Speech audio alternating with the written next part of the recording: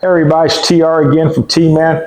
Sierra asked me to do a quick installation video for our spacer kits that go with our oval air cleaners. Now this is a kit that allows you to run the two hoses off of the back of the air cleaner with bolts that will allow it to breathe through the hoses, so the oil mist and everything does not end up into your air cleaner, which is what we prefer. But I wanted to show you a couple things here. These are the spacers that come with the breather kit, and if you'll notice, it has a hole here and a hole here. One is bigger than the other. This is what we call our alignment hole. So I like for it to go against the back of the air cleaner, with the larger hole going against the head.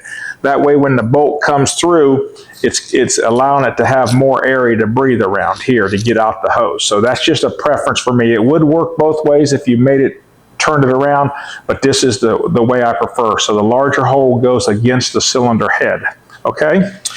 And then as you can see here, what we do is if you look here, I routed these, I got these in at an angle, and I route them kind of in, and I take these two hoses and then I route them over the top of the manifold, and it comes around and I tee that into the other side with a nice tee. And then on this particular one, we just ran it to a filter here. But as you can see right here, I tee it in right here. This is the rear one, this is the front one, and then this is the one coming off. So it lays up there real nice. And on this particular customer, he elected just to put it underneath the side cover, and we just tie it off. Okay, so the tee and the filter is an upgrade if you're going to route it this way. So anyways, now keep in mind that is a breather, so it will need to be cleaned, just checked after every oil change and things of that nature.